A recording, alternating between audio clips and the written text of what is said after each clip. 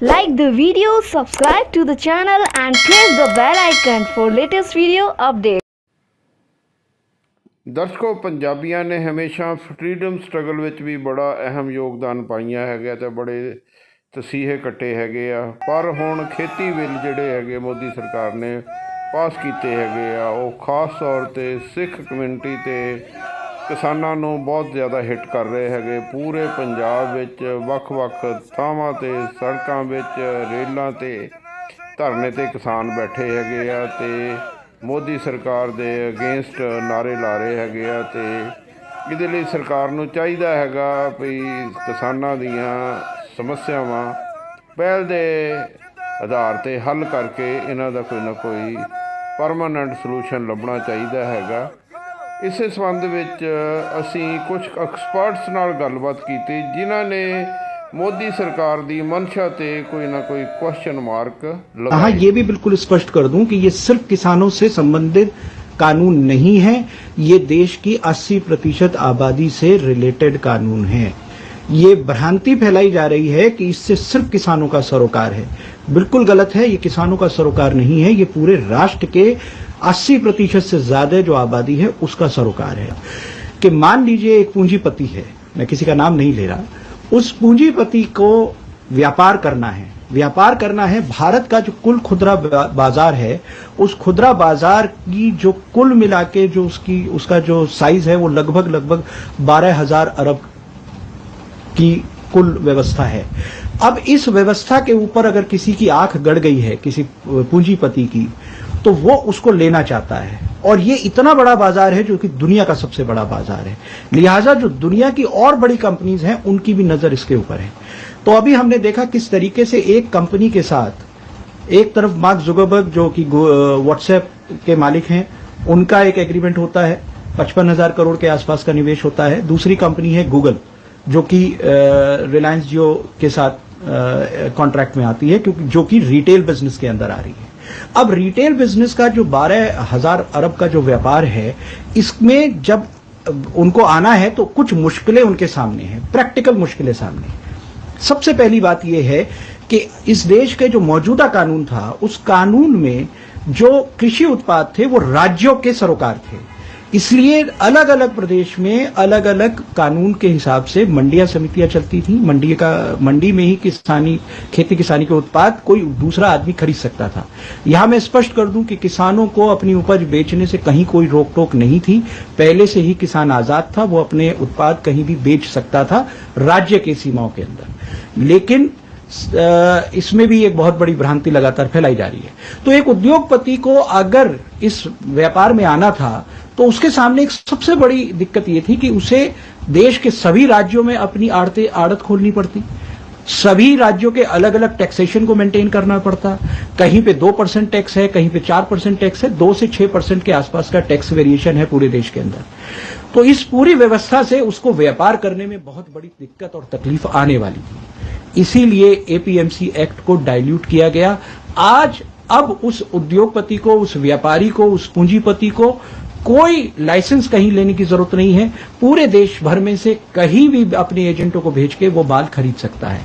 तो ये उस व्यापार की व्यवस्था को आसान और सुलभ करने के लिए पहला एक्ट खत्म किया गया, जो कि एपीएमसी एक्ट है। अब जब उस व्यापारी ने माल खरीदना शुरू किया, तो जब उसने माल खरीदा है तो अब उसकी जो दूसरी दिक्कत है वो ये है कि मान लीजिए वो एक सीमा से अधिक माल का स्टोरेज करता है, क्योंकि जब माल पूरे देश में खरीदेगा तो स्टोरेज कैपेसिटी बढ़ेगी। तो उस स्टोरेज कैपेसिटी को वो बढ़ा नहीं सकता, क्योंकि जो उस अभी तक के जो देश के कानून थे वो जमाखोरी के खिलाफ थे, आप जमाखोरी नहीं कर सकते थे। तो ऐसे में उसको एक सुविधा चाहिए थी सरकार से कि जहां उसके ऊपर ये बंदिश ही ना हो कि वो चाहे जितना माल स्टोरेज कर सके, चाहे जितनी माल की कैपेसिटी अपने यहां वो रख सके। इसी सुविधा को उद्योगपति को देने के लिए, उस पूंजीपति को देने के लिए दूसरा अध्यादेश आया है, जिस अध्यादेश में अब उनके ऊपर से ये लिमिटेशन हटा दी गई है। एसेंशियल कमोडिटी एक्ट को जो इस तरीके से खत्म किया है, जो कि दूसरा अध्यादेश है। अब जो उद्योगपति है, जो पूंजीपति है, वो चाहे 1 है या 50 है, हमें इससे सरोकार नहीं है। लेकिन उन पूंजीपतियों ने सबसे पहले उनको ये सुविधा दी गई कि पूरे देश में कहीं से माल खरीद सके। दूसरी सुविधा उन्हें दी गई कि जब वो माल खरीद रहे हैं तो उसको स्टोरेज कर सकें। इन दोनों के लिए 2 नए कानून हो गए। अब तीसरी परेशानी जो उद्योगपति के सामने है वो ये है कि जब उसके पास भारत का 12,000 अरब का पूरा खुदरा व्यापार के ऊपर उसकी नजर है, तो वो देखता है कि मुझे देश भर में कौन से वैरायटी का गेहूं चाहिए, कौन सी वैरायटी का मुझे चावल चाहिए, कौन सी वैरायटी की दाल की सबसे ज्यादा डिमांड है। आज की स्थिति में जो भारत का आम किसान है वो अपनी मर्जी के मुताबिक अपने यहाँ अपनी क्षेत्रीय आधार पर अपनी फसलों को उगाता है। वो व्यवस्था उस व्यापारी के लिए ठीक नहीं है। तो किसान अपने खेत में क्या बोएगा, इस बात को लागू करने के लिए अब तीसरा अध्यादेश आया है जो कि कॉन्ट्रैक्ट फार्मिंग के शेप में हमारे सामने है, जहां किसान को एक तरीके से ये बाध्य किया जाएगा कि वो कौन सी फसल बोए, किस तरीके का उत्पाद पैदा करे, कितनी फसल को पैदा करे। तो ये तीनों के तीनों अध्यादेश, इनका किसान से कोई लेना देना नहीं है। ये किसान को बर्बाद करेंगे और ये उद्योगपतियों के लिए, पूंजीपतियों के लिए एक नई बाजार की जो व्यवस्था है, जो नया वर्ल्ड ऑर्डर आ रहा है पोस्ट कोरोना, इसमें वो कैसे इस बड़े व्यापार को, दुनिया के सबसे बड़े व्यापार में उनकी हिस्सेदारी बड़ी कैसे हो, ये इसलिए ये सारे के सारे अध्यादेश आए हैं। ਭਾਵੇਂ ਪੰਜਾਬ ਵਿੱਚ ਤੇ ਪੂਰੇ ਸੂਬਿਆਂ ਵਿੱਚ ਭਾਰਤ ਦੇ ਪੂਰੇ ਕਿਸਾਨਾਂ ਵੱਲੋਂ ਵੱਡੇ ਲੈਵਲ ਤੇ 5 ਨਵੰਬਰ ਨੂੰ ਐਜੀਟੇਸ਼ਨ ਕੀਤੀ ਜਾ ਰਹੀ ਹੈ। ਮੈਨੂੰ ਲੱਗਦਾ ਹੈਗਾ ਬੀਜੇਪੀ ਦੀ ਗਵਰਨਮੈਂਟ ਲਈ ਇਹ ਇੱਕ ਬਹੁਤ ਵੱਡੀ ਚੈਲੰਜ ਹੋਏਗਾ। ਇਹਦੇ ਨਾਲ ਜਿਹੜੇ NRI ਹੈਗੇ ਆ, ਸਾਡੇ ਪੰਜਾਬੀ ਜਿਹੜੇ ਕਿਸਾਨ ਆ, ਹੋਰ ਜਿਹੜੇ ਪੰਜਾਬ ਦੇ ਲੋਕ ਬਾਹਰਲੇ ਦੇਸ਼ਾਂ ਵਿੱਚ ਗਏ ਹੈਗੇ ਆ, ਉਹਨਾਂ ਦਾ ਬਈ ਇਹੋ ਹੀ ਓਪੀਨੀਅਨ ਹੈਗਾ ਵੀ ਇਹ ਪੰਜਾਬ ਦੇ ਕਿਸਾਨਾਂ ਨਾਲ ਜਾਂ ਪੂਰੇ ਇੰਡੀਆ ਦੇ ਕਿਸਾਨਾਂ ਨਾਲ ਸਰਾਸਰ ਧੱਕਾ। ਇਹਨੂੰ ਇਮੀਡੀਏਟਲੀ ਇਹ ਬਿੱਲ ਵਾਪਸ ਲੈਣੇ ਚਾਹੀਦੇ ਹੈਗੇ। ਹਾਂਜੀ, ਤਰਲੋਚਨ ਸਿੰਘ ਸੋਲ ਜੀ, ਤੁਸੀਂ ਅਮਰੀਕਾ ਰਹਿੰਦੇ ਹੋ ਅਤੇ ਜਲੰਧਰ ਜ਼ਿਲ੍ਹੇ ਦੇ ਪਿੰਡ ਅਠੌਲਾ 'ਚ ਅਕਸਰ ਆਉਂਦੇ ਰਹਿੰਦੇ ਹੈਗੇ ਆ, ਕਿਸਾਨੀ ਵੀ ਕਰਦੇ ਹੋ, ਕਿਸਾਨਾਂ ਦੀਆਂ ਸਮੱਸਿਆਵਾਂ ਬਾਰੇ ਵੀ ਤੁਹਾਨੂੰ ਪਤਾ ਹੈਗਾ। ਇਹ ਜਿਹੜਾ ਹੈ ਮੌਜੂਦਾ ਸੰਘਰਸ਼ ਚੱਲ ਰਿਹਾ ਹੈਗਾ, ਕੀ ਕਹਿਣਾ ਚਾਹੁੰਦੇ ਇਹਦੇ ਬਾਰੇ? ਬੜਾ ਇਹੋ ਬਦਕਿਸਮਤ ਲਾ ਲਓ ਇਸ ਪੰਜਾਬ ਦੀ, ਇਹ ਕਿਸਾਨਾਂ ਲਈ। ਜਿਹੜੇ ਆ ਨਵੇਂ ਕਾਨੂੰਨ ਆਏ ਆ ਉਹ ਬਹੁਤ ਇਹਨਾਂ ਲਈ ਭੈੜੇ ਹੋਣਗੇ ਫਿਊਚਰ ਦੇ ਵਿੱਚ। ਹਾਂਜੀ, ਉਹ ਕੋਈ ਬਾਲੇ ਵਧੀਆ ਰੰਗ ਨਹੀਂ ਲਿਆਉਣ ਵਾਲੇ। ਹਾਂਜੀ, ਕਾਨੂੰਨ ਬਣਾਉਣ ਲਈ ਜਿਹੜੀ ਦਰਿਆਫਤ ਕੋਈ ਸੀਗੀ ਉਹ ਹਰੇਕ ਤਰ੍ਹਾਂ ਦੀ ਉਸ ਕਾਨੂੰਨ ਦੇ ਵਿੱਚ ਖ਼ਤਮ ਕੀਤੀ ਗਈ ਆ। ਅਤੇ ਜ਼ਿਮੀਂਦਾਰਾਂ ਦਾ ਜਿਹੜਾ ਡੇ ਬਾਏ ਡੇ ਉਹ ਮੋਰਲ ਲਾ ਲਓ ਜਾਂ ਮਤਲਬ ਕਿ ਉਹਨਾਂ ਦੇ ਹੌਸਲੇ ਲਾ ਲਓ, ਉਹ ਥੱਲੇ ਨੂੰ ਜਾਣਗੇ। ਇਹਦੇ ਨਾਲ ਕੋਈ ਵਧੀਆ ਰਿਜ਼ਲਟ ਨਹੀਂ ਨਿਕਲਣਗੇ। ਹਾਂਜੀ, ਹਾਂਜੀ। ਅਤੇ ਜਿਹੜੇ ਬਾਹਰਲੇ ਲੋਕ ਆ ਸਾਡੇ, ਜ਼ਿਆਦਾ ਤਾਂ ਕਿਸਾਨ ਹੀ ਆ, ਪਿੰਡਾਂ ਵਿੱਚੋਂ ਗਏ ਹੋ ਆ, ਅਮਰੀਕਾ, ਕਨੇਡਾ, ਇੰਗਲੈਂਡ ਵਗੈਰਾ, ਉਹਨਾਂ ਦੀ ਇਸ ਸਟਰਗਲ ਬਾਰੇ ਕੀ ਵਿਚਾਰ ਹੈਗੀ ਆ? ਉਹ ਜਿਹੜੇ ਬਾਹਰ ਗਏ ਉਹ ਤਾਂ ਚਲੋ ਸੈਟਲ ਆ ਉੱਥੇ, ਪਰ ਇੱਥੇ ਉਹ ਆਪਣੀ ਕਮਾਈ ਕਰਕੇ ਇੱਥੇ ਭੇਜਦੇ ਸੀਗੇ, ਜਿਹੜੇ ਕਿ ਮਾੜੀ ਮੋਟੀ ਖੇਤੀ ਜਿਹੜੀ ਨਹੀਂ ਵੀ ਹੁੰਦੀ ਸੀਗੀ ਫਿਰ ਵੀ ਲੋਕ ਕਰੀ ਜਾਂਦੇ, ਕਿਉਂਕਿ ਕਹਿ ਦਿੰਦੇ ਆ ਬਾਹਰੋਂ ਆ ਕੇ ਗਾਲ ਪੈ ਜਾਂਦਾ ਵਿੱਚ। ਹਾਂਜੀ, ਉਹਦੇ ਨਾਲ ਹੋਰਾਂ 2-4 ਦੀ ਰੋਟੀ ਚੱਲੀ ਸੀ। ਕੋਈ ਦਿਹਾੜੀ ਕਰਦਾ ਸੀ, ਕੋਈ ਕਿਸੇ ਦੇ ਇਕਵਿਪਮੈਂਟ ਬਣਾਉਂਦਾ ਸੀ, ਕੋਈ ਟਰੈਕਟਰ ਲੈਂਦਾ ਸੀ, ਕੋਈ ਕੁਛ ਕਰਦਾ ਸੀਗਾ। ਕੋਈ ਨਾ ਕੋਈ ਬੰਦਾ ਕਿਸੇ ਨਾ ਕਿਸੇ ਪਾਸਿਓਂ ਅਟੈਚ ਸੀਗਾ ਉਸ ਇਨਕਮ ਦੇ ਨਾਲ।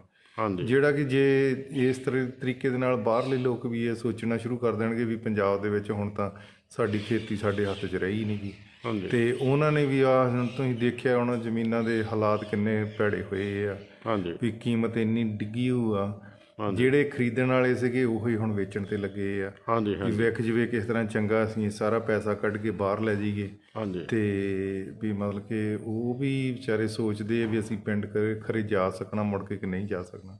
ਹਾਂਜੀ, ਹਾਂਜੀ। ਇਹ ਇੰਡੀਅਨ ਗੌਰਮੈਂਟ ਖਾਸ ਤੌਰ 'ਤੇ ਮੋਦੀ ਸਾਹਿਬ ਬੜੇ ਐਡਮੈਂਟ ਹੈਗੇ ਅਜੇ ਤੱਕ। ਉਹਨਾਂ ਨੇ ਕਿਹਾ ਵੀ 370 ਬਾਰੇ ਅਤੇ ਕਿਸਾਨੀ ਬਿੱਲਾਂ ਬਾਰੇ ਨੋ ਰੀਥਿੰਕਿੰਗ ਬੈਕ। ਅਤੇ ਇਹਦੇ ਬਾਰੇ ਕੀ ਕਹਿਣਾ ਚਾਹੁੰਦੇ ਹੋ?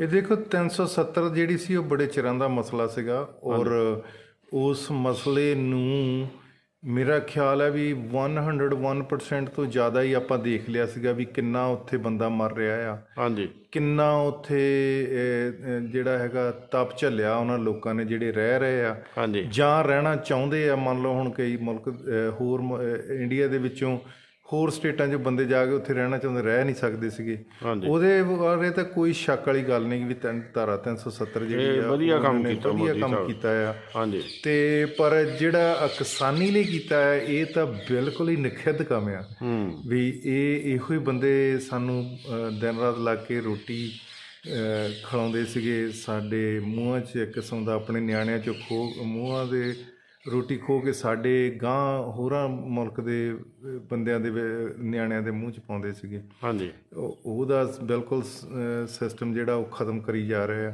ਹਾਂਜੀ ਮੈਂ ਇਹ ਮੰਨਦਾ ਹਾਂ ਵੀ ਮਤਲਬ ਕਿ ਜਿਹੜੇ ਕੋਆਪਰੇਟਿਵ ਘਰਾਣੇ ਆ ਜਾਂ ਮਤਲਬ ਕਿ ਬੜੇ ਬੰਦੇ ਆ ਉਹਨਾਂ ਨੂੰ ਉੱਚਾ ਚੱਕਣਾ ਚਾਹੀਦਾ, ਪਰ ਉਹਦੇ ਨਾਲ ਜਿਹੜਾ ਪਰ ਇਹ ਆਪਣਾ ਮੁਲਕ ਜਿਹੜਾ ਆ ਇਹੋ ਉਸ ਤਾਦਾਦ 'ਤੇ ਜੇ ਗਿਆ ਨਹੀਂਗਾ ਵੀ ਅਸੀਂ ਸਾਰਾ ਕੁਝ ਜਿਹੜਾ ਇੰਡਸਟਰੀ ਬਣਾ ਦਈਏ। ਵੀ ਕਈ ਚੀਜ਼ਾਂ ਅਜੇ ਜਿਹੜੀਆਂ ਆ ਉਹ ਸਾਡੇ ਕੋਲ ਉਹ ਸੰਦੀ ਹੈ ਨਹੀਂ ਕਿ ਅਸੀਂ ਉੱਥੋਂ ਤੇ ਪਹੁੰਚ ਸਕੀਏ। ਸਾਡੇ ਕੋਲ ਉਹ ਪਲਾਨ ਹੀ ਹੈ ਨਹੀਂ ਕਿ ਵੀ ਸਾਡੀ ਜਿਹੜੇ ਇਹ ਹੈਗੇ ਫੋਰਨਾਂ ਵਾਂਗੂ ਫੈਕਟਰੀਆਂ ਬਣ ਜਾਣ ਇੱਥੇ, ਉਹ ਚੀਜ਼ਾਂ ਅਜੇ ਹੈ ਨਹੀਂ ਗੀਆਂ। ਉਹਨੂੰ ਹੌਲੀ ਹੌਲੀ ਇਹੋ ਰਿਵਾਈਵ ਕਰਦੇ, ਉਹਨੂੰ ਤੋਰਦੇ ਕਿਸੇ ਤਰੀਕੇ ਦੇ ਨਾਲ ਜਿਹਦੇ ਨਾਲ ਜੱਟਾਂ ਜ਼ਿਮੀਂਦਾਰਾਂ ਨੂੰ ਵੀ ਨਾਲ ਲੈ ਕੇ ਤੁਰਦੇ ਤੇ ਉਹਦੇ ਨਾਲ ਇਹ ਮਸਲਾ ਹੱਲ ਕੀਤਾ ਜਾ ਸਕਦਾ ਹੈ। ਹੁਣ ਮਤਲਬ ਕਿ ਇਹ ਜਿੱਦਾਂ ਕਹਿੰਦੇ ਵੀ ਅਸੀਂ ਜੱਟਾਂ ਦਾ ਸਿਰਫ ਪਤਾ ਜੱਟਾਂ ਨੂੰ ਅਸੀਂ ਕਿਸਾਨੀ ਦਾ ਜਿਹੜਾ ਅਸੀਂ ਪਿੱਛੇ ਨੂੰ ਹੋਣਾ ਨਹੀਂਗਾ।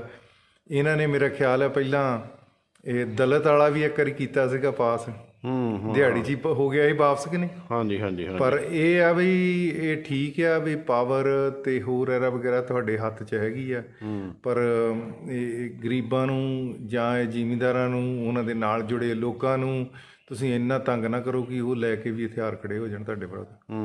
ਫਿਰ ਤੁਸੀਂ ਦੂਜੇ ਪਾਸੇ ਨੂੰ ਤੁਰ ਪੈਣਾ ਇਹਨਾਂ ਨੇ। ਹਾਂਜੀ ਹਾਂਜੀ ਇੱਕ ਸੋਲ ਸਾਹਿਬ ਜਿਹੜੀਆਂ ਕਿਸਾਨ ਜਥੇਬੰਦੀਆਂ ਇਹ ਇਕੱਠੀਆਂ ਤਾਂ ਹੋਈਆਂ ਹੈਗੀਆਂ, ਇੱਕ ਲੱਖੋਵਾਲ ਸੀ ਉਹ ਥੋੜ੍ਹੀ ਜਿਹੀ ਗੜਬੜੀ ਕਰ ਰਿਹਾ ਸੀ, ਉਹ ਤਾਂ ਆਈਸੋਲੇਟ ਹੋ ਗਿਆ ਹੈਗਾ। ਮਤਲਬ ਹੁਣ 30 ਕਿਸਾਨ ਜਥੇਬੰਦੀਆਂ ਅੱਜ ਦੀ ਡੇਟ 'ਚ ਇਕੱਠੀਆਂ ਹੈਗੀਆਂ। ਇਹ ਕਿਸਾਨ ਲੋਕੀ ਸੰਘਰਸ਼ ਹੀ ਕਰ ਸਕਦੇ, ਪਰ ਇਹ ਕਿੰਨੀ ਕੁ ਦੇਰ ਕਿਤੇ ਕਰਨਗੇ? ਕਿੱਦਾਂ ਦਾ ਇਹਨਾਂ ਨੂੰ ਸੰਘਰਸ਼ ਕਰਨਾ ਚਾਹੀਦਾ? ਇਹੋ ਹੀ ਇੱਕ ਵੱਡੀ ਜਿਹੜੀ ਬਿਮਾਰੀ ਹੈ ਸਾਡੇ ਖੂਨ ਦੇ ਵਿੱਚ ਵੀ ਅਸੀਂ ਇਕੱਠੇ ਨਹੀਂ ਬਹਿ ਸਕਦੇ। ਹਾਂਜੀ ਲੱਖੋਵਾਲ ਬਹੁਤ ਚਿਰ ਦਾ ਮਤਲਬ ਕਿ ਸੰਘਰਸ਼ ਕਰਦਾ ਆਉਂਦਾ, ਬੜੇ ਚਿਰਾਂ ਦਾ। ਅਸੀਂ ਵੀ ਛੋਟੇ ਛੋਟੇ ਹੁੰਦੇ ਜਦੋਂ ਦੇ ਅਸੀਂ ਦੇਖਦੇ ਹਾਂ। ਹਾਂਜੀ ਔਰ ਹਰੇਕ ਵਾਰੀ ਉਹ ਇੱਕ ਪਾਰਟੀ ਹੁੰਦੀ ਸੀਗੀ ਵੀ ਜਿਹਦੇ ਪਾਰਟੀ 'ਚੋਂ ਜ਼ਿਆਦਾ ਐਜੀਟੇਸ਼ਨਾਂ ਕਰਦਾ ਸੀ, ਇੱਕ ਪਾਰਟੀ ਹੁੰਦੀ ਸੀ ਜਦੋਂ ਜਾ ਕੇ ਉਹ ਮੰਡੀ ਦੇ ਵਿੱਚ 2 ਕੁ ਦਾਣੇ ਚੱਕ ਕੇ ਤਾਂ ਦੇਖ ਕੇ ਤਾਂ ਫੇਰ ਸੜ ਦਿੰਦਾ ਸੀਗਾ।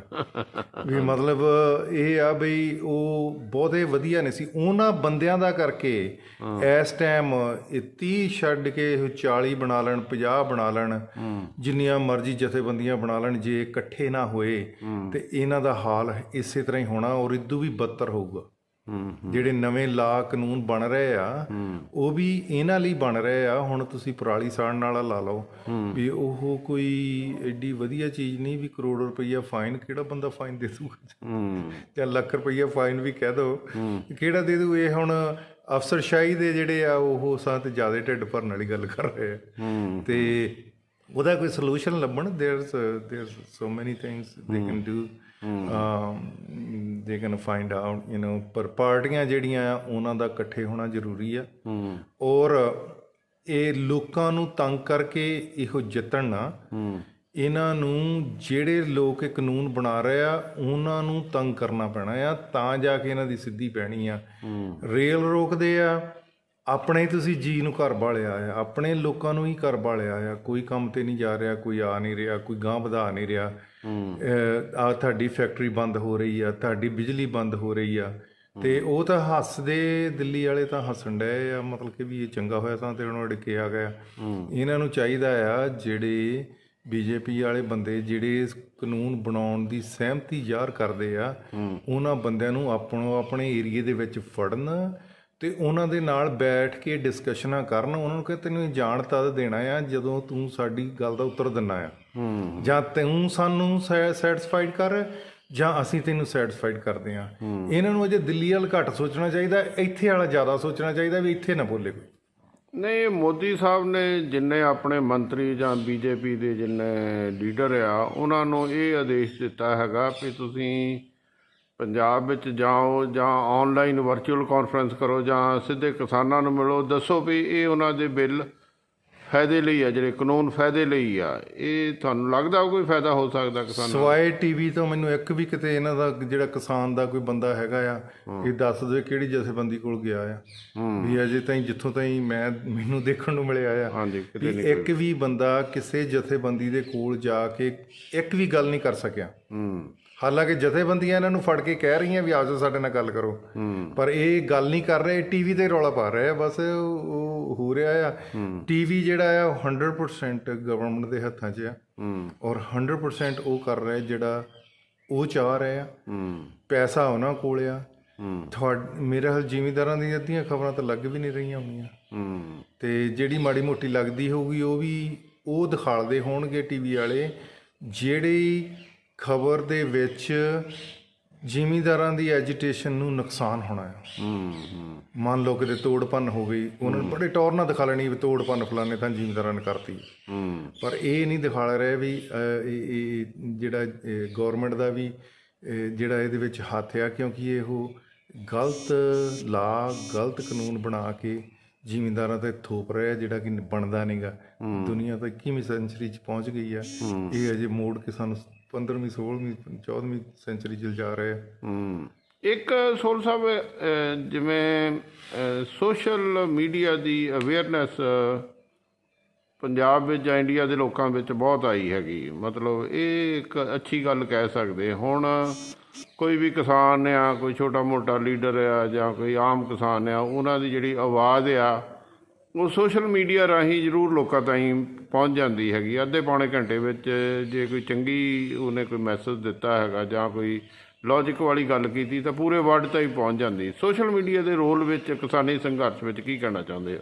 ਇਹ ਸੋਸ਼ਲ ਮੀਡੀਆ ਬੜਾ ਵਧੀਆ ਹੈ, ਹਾਂਜੀ, ਗੱਲ ਹਰੇਕ ਬੰਦਾ ਕਰ ਸਕਦਾ ਹੈ, ਹਾਂਜੀ, ਪਰ ਇਸ ਟਾਈਮ ਇੰਡੀਆ ਦੇ ਵਿੱਚ ਸਭ ਤੋਂ ਜ਼ਿਆਦਾ ਅਬਿਊਜ਼ ਹੋ ਰਿਹਾ ਹੈ। ਹਾਂਜੀ, ਸੋਸ਼ਲ ਮੀਡੀਆ ਦਾ ਮਤਲਬ ਇਹ ਹੁੰਦਾ ਹੈ ਵੀ ਗੱਲ ਨੂੰ ਅਸੀਂ ਫ੍ਰੀਲੀ ਕਿਤੇ ਕਹਿ ਸਕੀਏ, ਹਾਂਜੀ, ਪਰ ਉਹਦੇ ਵਿੱਚ ਜਿਹੜੀਆਂ ਗਲਤ ਗੱਲਾਂ ਆ ਰਹੀਆਂ ਆ ਉਹਨਾਂ ਤੇ ਐਕਸ਼ਨ ਲੈਣ ਲਈ ਕੋਈ ਚੀਜ਼ ਨਹੀਂ ਅਜੇ ਗੌਰਮੈਂਟ ਕੋ ਬਣੀ ਵੀ ਆਹ ਚੀਜ਼ ਜਿਹੜੀ ਆ ਉਹ ਇਸ ਬੰਦੇ ਦੇ ਵਿਰੁੱਧ ਬੋਲ ਰਹੀ ਆ ਔਰ ਮਤਲਬ ਕਿ ਵੀ ਇਹ ਗਲਤ ਗੱਲ ਕਹਿ ਰਿਹਾ ਆ, ਉਹਦਾ ਕੋਈ ਬੇਸ ਨਹੀਂਗਾ, ਉਹਦੇ ਤੇ ਐਕਸ਼ਨ ਲੈਣ ਵਾਲਾ ਕੋਈ ਕਾਨੂੰਨ ਨਹੀਂ ਅਜੇ ਤੱਕ ਬਣਿਆ।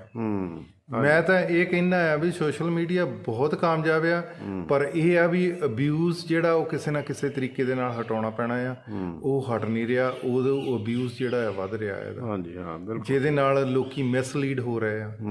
ਜੇ ਕੋਈ ਚੰਗੀ ਗੱਲ ਹੁੰਦੀ ਆ ਉਹ ਪਤਾ ਹੀ ਨਹੀਂ ਲੱਗ ਰਿਹਾ, ਤੇ ਜੇ ਮਾੜੀ ਹੋ ਰਹੀ ਉਹ ਸਭ ਤੋਂ ਜ਼ਿਆਦਾ ਉਛਲੀ ਹੁੰਦੀ ਹਾਂ, ਬਿਲਕੁਲ। ਇਸ ਕਰਕੇ ਇਹਦੇ ਤੇ ਇਹ ਨਹੀਂ ਮੈਂ ਕਹਿੰਦਾ ਵੀ ਫਰੀडम ਆਫ ਸਪੀਚ ਜਿਹੜੀ ਹੋਣੀ ਨਹੀਂ ਚਾਹੀਦੀ, ਫਰੀडम ਆਫ ਸਪੀਚ ਹੋਣੀ ਚਾਹੀਦੀ ਆ ਔਰ 100% ਹੋਣੀ ਚਾਹੀਦੀ ਆ, ਪਰ ਜਿਹੜਾ ਇਹਦਾ ਇਸਤੇਮਾਲ ਵੀ ਸਹੀ ਹੋਣਾ ਚਾਹੀਦਾ, ਵੀ ਸਹੀ ਤਰੀਕੇ ਦੇ ਨਾਲ ਹੋਣਾ ਚਾਹੀਦਾ। ਇਹ ਸੋਲ ਸਾਹਿਬ ਪੰਜਾਬ ਦੇ ਕਿਸਾਨ ਆ, ਜਿਵੇਂ ਤੁਸੀਂ ਉੱਥੇ ਕੈਲੀਫੋਰਨੀਆ ਰਹਿੰਦੇ, ਕੈਲੀਫੋਰਨੀਆ ਜਾਂ ਅਮਰੀਕਾ ਦੇ ਕਿਸਾਨ ਹੈਗੇ, ਉੱਥੇ ਤਾਂ ਖੈਰ ਚਲੋ ਬਹੁਤ ਵੱਡੇ ਵੱਡੇ ਕਿਸਾਨ ਹੈਗੇ ਆ।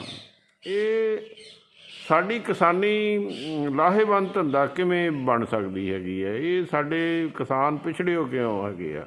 ਸਭ ਤੋਂ ਪਹਿਲਾਂ ਜੀ ਪਲੈਨਿੰਗ ਆ। ਹਾਂਜੀ, ਗਵਰਨਮੈਂਟ ਦੀ ਕੋਈ ਪਲੈਨਿੰਗ ਨਹੀਂ।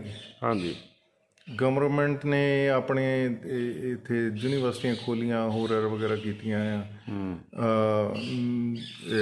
ਲੈਬਾਂ ਬਣਾਈਆਂ ਆ, ਕੰਮ ਕਿੰਨਿਆਂ 'ਚ ਚੱਲ ਰਿਹਾ, ਕਿਸੇ 'ਚ ਵੀ ਨਹੀਂ। ਤੇ ਜਿਹੜੇ ਐਜੂਕੇਟ ਬੰਦੇ ਹੋ ਰਹੇ ਉਹਨਾਂ ਦੀ ਜੌਬ ਦਾ ਕੁਛ ਨਹੀਂ ਅਜੇ ਹੋ ਰਿਹਾ। ਜੋ ਮਤਲਬ ਕਿ ਜਿੰਨੇ ਵੀ ਲੋਕ ਆ ਤੁਸੀਂ ਦੇਖੇ ਹੋਣਗੇ ਪੜ੍ਹ ਲੈ ਕੇ ਕਿ ਕੋਈ ਨਾ ਕੋਈ ਸਟਰੀਟ ਤੇ ਤੁਰਿਆ ਫਿਰਦਾ ਹੈ, ਵੀ ਇਹਨੂੰ ਸਹੀ ਤਰੀਕੇ ਦੇ ਨਾਲ ਲਾਇਆ ਨਹੀਂਗਾ। ਜਿਹੜੀ ਕਿਸਾਨੀ ਆ, ਇਹ ਕਿਸਾਨੀ ਪਲਾਨ ਬਣਾ ਕੇ ਸਭ ਤੋਂ ਪਹਿਲਾਂ ਇਹ ਦੇਖਣਾ ਪੈਣਾ ਵੀ ਸਾਡੇ ਮੁਲਕ ਦੇ ਵਿੱਚ ਕੰਜ਼ੰਪਸ਼ਨ ਕਿੰਨੀ ਆ ਹਰੇਕ ਚੀਜ਼ ਦੀ। ਹਾਂਜੀ, ਕਣਕ ਕਿੰਨੀ ਲੱਗਦੀ ਆ, ਝੋਨਾ ਕਿੰਨਾ ਲੱਗਦਾ ਆ, ਇਹ ਜਵਾਰ ਕਿੰਨੀ ਲੱਗਦੀ ਆ, ਮੂੰਗਫਲੀ ਕਿੰਨੀ ਲੱਗਦੀ ਆ, ਫਰੂਟ ਕਿੰਨਾ ਲੱਗਦਾ ਹੈ, ਸਬਜ਼ੀਆਂ ਕਿੰਨੀਆਂ ਲੱਗਦੀਆਂ ਆ, ਵੀ ਇਹ ਕਿੰਨੀਆਂ ਸਾਡੇ ਮੁਲਕ ਦੇ ਵਿੱਚ ਹੈਗੀਆਂ ਆ। ਫਿਰ ਇਹਨੂੰ ਉਸ ਹਿਸਾਬ ਦੇ ਨਾਲ ਵਾਤਾਵਰਣ ਤੇ ਉਸ ਜਿਸ ਤਰ੍ਹਾਂ ਦੀ ਜ਼ਮੀਨ ਆ ਉਸ ਤਰ੍ਹਾਂ ਦੀ ਫਸਲ ਨੂੰ ਉਸ ਜਗ੍ਹਾ ਤੇ ਲਾਉਣਾ ਪੈਣਾ ਆ। ਇਹ ਨਹੀਂ ਹੋ ਸਕਦਾ ਹੁਣ ਜਿੱਦਾਂ ਸਾਡੇ ਇੱਥੇ ਪਹਿਲਾਂ ਮੂੰਗਫਲੀ ਬਹੁਤ ਹੁੰਦੀ ਸੀਗੀ, ਟਿੱਬੇ ਸੀਗੇ ਤੇ ਮੂੰਗਫਲੀ ਬਹੁਤ ਹੁੰਦੀ ਸੀ, ਹੁਣ ਸਾਰੇ ਝੋਨਾ ਲੱਗਦਾ ਆ ਔਰ ਹਰੇਕ ਬੰਦਾ ਝੋਨਾ ਬੀਜਦਾ, ਹਰੇਕ ਬੰਦਾ ਆਲੂ ਲਾਉਂਦਾ ਆ। ਵੀ ਮਤਲਬ ਕਿ ਕਿੱਧਰ ਨੂੰ ਤੁਸੀਂ ਕੱਢੋਗੇ ਇਹਨੂੰ? ਜੇ ਹੋਊਗਾ ਤੇ ਕਦੇ ਬਹੁਤ ਹੋ ਜਾਣਾ, ਕਦੇ ਹੋਣਾ ਵੀ ਹੋਣਾ ਹੀ ਨਹੀਂਗਾ। ਹਾਂਜੀ, ਇਸ ਕਰਕੇ ਉਹ ਪਲੈਨਿੰਗ ਜਿਹੜੀ ਆ ਉਹ ਕੋਈ ਪਲੇਸ 'ਚ ਕਰਨੀ ਪੈਣੀ ਆ ਵੀ ਤਾਂ ਕਿ ਏਰੀਏ ਦੇਣੇ ਪੈਣੇ ਆ ਵੀ ਆਹ ਏਰੀਆ ਜਿਹੜਾ ਸਿਰਫ ਆਹ ਫਸਲ ਲਾ ਸਕਦਾ, ਆਹ ਨਹੀਂ ਲਾ ਸਕਦਾ। ਹਾਂਜੀ, ਹਾਂ। ਅਮਰੀਕਾ ਦੀ ਆਪਾਂ ਗੱਲ ਕਰੀਏ, ਉੱਥੇ ਵੈਦਰ ਤੇ ਸਾਲ ਦੀ ਇੱਕੋ ਹੀ ਫਸਲ ਉਹਨਾਂ ਨੇ ਲੈਣੀ ਆ। ਵੈਦਰ ਜਿਹੜਾ ਦੇਖਣਾ ਜ਼ਰੂਰੀ ਆ।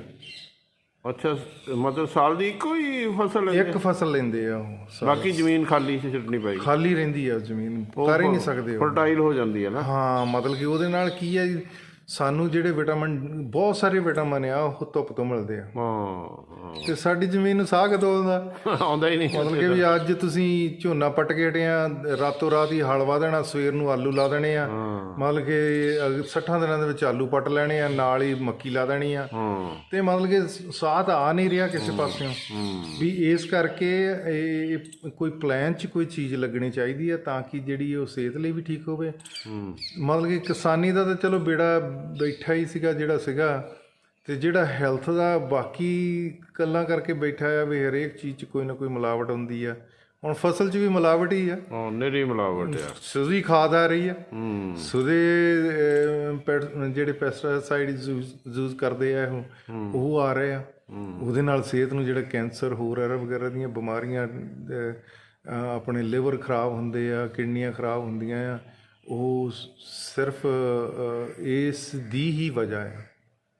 ਇੱਕ ਆਖਰੀ ਸਵਾਲ ਆ, ਜਿਵੇਂ ਪੰਜਾਬ ਵਿੱਚ ਕੈਪਟਨ ਅਮਰਿੰਦਰ ਦੀ ਸਰਕਾਰ ਆ, ਕਾਂਗਰਸ ਦੀ ਸਰਕਾਰ ਆ, ਉੱਪਰ ਸੈਂਟਰ ਵਿੱਚ BJP ਦੀ ਸਰਕਾਰ ਆ, ਇਹ ਪੰਜਾਬ ਦੇ ਕਿਸਾਨ ਇਸ ਕਰਕੇ ਵੀ ਸਫਰਰ ਹੈਗੇ ਆ ਕਿਉਂਕਿ ਓਲਡ ਸਰਕਾਰ ਆ ਇੱਥੇ? ਕੀ ਲੱਗਦਾ ਤੁਹਾਨੂੰ? 100% ਸਹੀ ਗੱਲ ਆ। ਹਾਂਜੀ, ਇਹ 'ਚ ਕੋਈ ਸ਼ੱਕ ਵਾਲੀ ਗੱਲ ਨਹੀਂ ਗੀ। ਸਾਡੇ ਦੇਸ਼ ਦਾ ਢਾਂਚਾ ਜਿਹੜਾ ਆ ਉਹ ਇਹ ਤਾਂ ਬਣਿਆ ਆ ਵੀ ਸਟੇਟਾਂ ਨੂੰ ਅਸੀਂ ਅਧਿਕਾਰ ਦਿੱਤੇ ਆ, ਪਰ ਅਜੇ ਵੀ ਸੈਂਟਰ ਜਿਹੜਾ ਕੰਟਰੋਲ ਕਰ ਰਿਹਾ ਆ। ਅੱਜ ਜਿਹੜੀ ਪੰਜਾਬ ਗੌਰਮੈਂਟ ਜਿਹੜੀ ਆ ਉਹ ਕਿਸੇ ਕਾਰਨ ਕਰਕੇ ਕੋਈ ਸੈਂਟਰ ਦੀ ਗੱਲ ਨਹੀਂ ਮੰਨਦੇ ਤੇ ਉਹ ਉਸੇ ਵੇਲੇ ਹੀ ਗਵਰਨਰੀ ਰਾਜ ਲਾ ਸਕਦੇ ਵੀ ਸਾਡੇ ਇਹ ਆਖੇ ਨਹੀਂ ਲੱਗੇ, ਅਸੀਂ ਹੁਣ ਲਾਉਣ ਲੱਗੇ। ਬਿਲਕੁਲ ਸਮਝਦੇ ਨਾ। ਇਸ ਕਰਕੇ ਮਤਲਬ ਕਿ ਵੀ ਇੱਥੇ BJP ਦੀ ਸਰਕਾਰ ਅਜੇ ਬਣਨੀ ਨਹੀਂ ਗੀ ਤੇ ਪੋਸੀਬਲ ਨਹੀਂ ਲੱਗਦੀ। ਹਾਂ, ਪੋਸੀਬਲ ਨਹੀਂ ਗੀ ਅਜੇ ਕਿਸੇ ਨਾਲ ਇਹੋ ਕਰਕੇ, ਜਿੱਦਾਂ ਹੁਣ ਅਕਾਲੀਆਂ ਨਾਲ ਪਹਿਲਾਂ ਕੀਤਾ ਸੀ, ਪਰ ਉਹ ਵੀ ਨਹੀਂ, ਉਹ ਵੀ ਟੁੱਟ ਗਿਆ ਆ। ਤੇ ਇਸ ਕਰਕੇ ਮਤਲਬ ਕਿ ਵੀ ਉਹਦੇ ਵਿੱਚ ਸ਼ੱਕ ਵਾਲੀ ਤਾਂ ਕੋਈ ਗੱਲ ਹੈ ਹੀ ਨਹੀਂ ਗੀ। ਪਰ ਇਹ ਆ ਬਈ ਇਹਦੇ ਨਾਲ ਕੋਈ ਵੀ ਮੁਲਕ ਚੱਲਣਾ ਨਹੀਂ ਗਾ। ਇਹ ਨਾ ਸਮਝਣ ਸੈਂਟਰ ਵਾਲੇ ਵੀ ਮਤਲਬ ਕਿ ਵੀ ਅਸੀਂ ਖਰੇ 2-4 ਸਟੇਟਾਂ ਨੂੰ ਤੰਗ ਕਰਕੇ ਤੇ ਅਸੀਂ ਖਰੇ ਵੀ ਜਿੱਤ ਜਾਣਾ ਆ। ਕੋਈ ਟਾਈਮ ਆਉਣਾ ਆ ਜਦੋਂ ਇਹ ਗੱਲ ਹੋਣੀ ਆ। ਪਰ ਚਾਹੀਦਾ ਇਹ ਆ ਵੀ ਸਟੇਟਾਂ ਨੂੰ ਅਧਿਕਾਰ ਦੇਣੇ ਚਾਹੀਦੇ ਆ, ਤੇ ਸੈਂਟਰ ਵੱਲੋਂ ਤੇ ਸਟੇਟ ਵੱਲੋਂ ਦੇਣੇ ਚਾਹੀਦੇ ਜ਼ਿਲ੍ਹਿਆਂ ਨੂੰ। ਤੇ ਲੋਕਲ ਆਪਣੇ ਕਾਨੂੰਨ ਬਣਾਉਣ, ਲੋਕਲ ਚਲਾਉਣ, ਲੋਕਲ ਖਾਣ, ਲੋਕਲ ਪੀਣ, ਤਾਂ ਕਿ ਉਹਦੇ 'ਤੇ ਕੰਟਰੋਲ ਬੈਟਰ ਰਹਿ ਸਕੇ। ਮਤਲਬ ਕਿ ਵੀ ਜਿੰਨਾ ਤੁਸੀਂ ਸਟੇਟ ਵਾਲਿਆਂ ਨੇ ਜ਼ਿਲ੍ਹਿਆਂ ਦੇ ਅਧਿਕਾਰ ਖਿੱਚਣੇ ਆ, ਜ਼ਿਲ੍ਹੇ ਨੇ ਵੀਕ ਹੋਣਾ ਆ। ਜੇ ਸੈਂਟਰ ਨੇ ਸਟੇਟਾਂ ਦੇ ਅਧਿਕਾਰ ਖਿੱਚਣੇ ਆ ਤੇ ਸਟੇਟਾਂ ਨੇ ਵੀਕ ਹੋਣਾ ਆ। ਸਟੇਟਾਂ ਵੀਕ ਹੋਣਗੀਆਂ ਤਾਂ ਦੇਸ਼ ਕਮਜ਼ੋਰ ਹੋਣਾ ਆ। ਤੇ ਤੁਸੀਂ ਜਿੱਧਰ ਨੂੰ ਮਰਜ਼ੀ ਲਾ ਲਓ, ਸਜ਼ਾ ਜਿਹੜੀ ਆ ਉਹ ਇੱਕ ਵਾਰੀ ਆਪਾਂ ਨੂੰ ਭੁਗਤਣੀ ਪੈਣੀ ਆ ਤਾਂ ਕਿ ਦੂਜਾ ਲੈਸਨ ਲੈਣ ਲਈ। ਚਲੋ, ਇਹ ਪੰਜਾਬ ਦੇ ਕਿਸਾਨਾਂ ਨੂੰ ਅਖੀਰ ਵਿੱਚ ਕੀ ਤੁਸੀਂ ਕੋਈ ਸੁਨੇਹਾ ਦੇਣਾ ਚਾਹੁੰਦੇ ਹੋ? ਡਟੇ ਰਹਿਣ ਆਪਣੀ ਐਜੀਟੇਸ਼ਨ ਤੇ ਸਰਕਾਰ ਨੂੰ ਵੀ ਥੋੜ੍ਹਾ ਜਿਹਾ ਸੌਫਟ ਹੋਣਾ ਚਾਹੀਦਾ ਤਾਂ ਕਿ ਕੋਈ ਨਾ, ਕਿਉਂਕਿ ਕਿਸਾਨਾਂ ਦਾ ਵੀ ਬਹੁਤ ਨੁਕਸਾਨ ਹੈ ਤੇ ਸਰਕਾਰ ਦਾ ਵੀ, ਕਿਉਂਕਿ ਡੇਲੀ ਕਿੰਨਾ ਰੈਵਨਿਊ ਲਾਸ ਹੋ ਰਿਹਾ ਹੈਗਾ। ਇਹਦੇ ਬਾਰੇ ਕੀ ਕਹਿਣਾ ਚਾਹੁੰਦੇ? ਇਹ ਮੈਂ ਪਹਿਲਾਂ ਵੀ ਗੱਲ ਕਹਿ ਕੇ ਹਟਿਆ ਬਈ ਕਿਸਾਨੀ ਦੇ ਵਿੱਚ ਕੋਈ ਬਹੁਤੀ ਵਧੀਆ ਚੀਜ਼ ਨਹੀਂ ਗੀ, ਪਰ ਕਿਸਾਨਾਂ ਨੂੰ ਵੀ ਇਕੱਠੇ ਹੋਣਾ ਪੈਣਾ ਆ। ਹਾਂਜੀ, ਕਿਸਾਨ ਇਕੱਠੇ ਹੋਣਗੇ, ਲੋਕਾਂ ਨੂੰ ਤੰਗ ਜਿਹੜੇ ਲੋਕਾਂ ਦੇ ਰਾਹ ਰੋਕਦੇ ਉਹ ਘੱਟ ਰੋਕੋ। ਜ਼ਿਆਦਾਤਰ ਉਹ ਲੋਕਾਂ ਦੇ ਰਾਹ ਰੋਕੋ ਜਿਹੜੇ ਲੋਕ ਤੁਹਾਡੇ ਨਾਲ ਤੁਹਾਡੇ ਨਾਲ ਬਦਤੀ ਕਰਦੇ ਆ, ਮਤਲਬ ਕਿ ਜ਼ਿਆਦਤੀ ਕਰਦੇ ਆ, ਉਹਨਾਂ ਲੋਕਾਂ ਦੇ ਰਾਹ ਰੋਕੋ, ਨਾ ਕਿ ਕਿਸੇ ਗਰੀਬ ਦਾ ਰਾਹ ਰੋਕੋ। ਕੋਈ ਗਰੀਬ ਆਪਣੇ ਨਿਆਣੇ ਨੂੰ ਕਿਤੇ ਡਾਕਟਰ ਦੇ ਲਿਜਾ ਰਿਹਾ, ਤੁਸੀਂ ਉਹਦਾ ਰਾਹ ਰੋਕ ਲੈਂਦੇ ਹੋ, ਚੰਗਾ ਨਿਗਾ। ਉਹਦੇ ਨਾਲ ਦੁਨੀਆ ਤੁਹਾਡੇ ਵਿਰੁੱਧ ਹੋਣੀ ਆ। ਤੁਸੀਂ ਉਹ ਚੀਜ਼ਾਂ ਲੱਭੋ ਜਿਹੜੇ ਬੰਦੇ ਤੁਹਾਡੇ ਵਿਰੁੱਧ ਗੱਲ ਕਰਦੇ ਆ, ਤੁਸੀਂ ਉਹਨਾਂ ਦੇ ਘਰ ਰੋਕੋ, ਉਹਨਾਂ ਦੇ ਸਾਈਡਾਂ ਰੋਕੋ, ਉਹਨਾਂ ਦੇ ਕਾਰਾਂ ਰੋਕੋ, ਉਹਨਾਂ ਨੂੰ ਤਕਲੀਫ ਦਿਓ, ਤਾਂ ਕਿ ਜਿੱਦਾਂ ਉਹ ਤੁਹਾਨੂੰ ਦੇ ਰਹੇ ਉੱਦਾਂ ਤੁਸੀਂ ਉਹ ਦੇ ਰਹੇ ਹੋ। ਪਰ ਦੂਜੇ ਪਾਸੇ ਗੌਰਮੈਂਟ ਨੂੰ ਵੀ ਇਹ ਚਾਹੀਦਾ ਆ ਵੀ ਜੇ ਤੁਸੀਂ ਇਹ ਕਹਿੰਦੇ ਆ ਵੀ ਲੋਕਤੰਤਰ ਹੈ ਤੇ ਇੰਡੀਆ ਦੇ ਵਿੱਚ, ਤੇ ਲੋਕਾਂ ਦੀ ਗੱਲ ਤੁਹਾਨੂੰ ਸੁਣਨੀ ਪੈਣੀ ਆ। ਲੋਕਾਂ ਦੀ ਗੱਲ ਸੁਣੋਗੇ ਤੇ ਤੁਸੀਂ ਅੱਗੇ ਵਧੋਗੇ, ਨਹੀਂ ਸੁਣੀ ਤੇ ਮਤਲਬ ਕਿ ਮੁੜ ਕੇ ਤਾਂ ਪਤਾ ਹੀ ਆ ਵੀ ਕੀ ਹੋਣਾ ਹੈ। ਸ਼ੱਕਰ ਦੀ ਗੱਲ ਨਹੀਂ। ਚੰਗਾ ਸੋਲ ਸਾਹਿਬ, ਬਹੁਤ ਬਹੁਤ ਮਿਹਰਬਾਨੀ, ਬਹੁਤ ਵਧੀਆ ਗੱਲਾਂ। Thank you very much, thank you.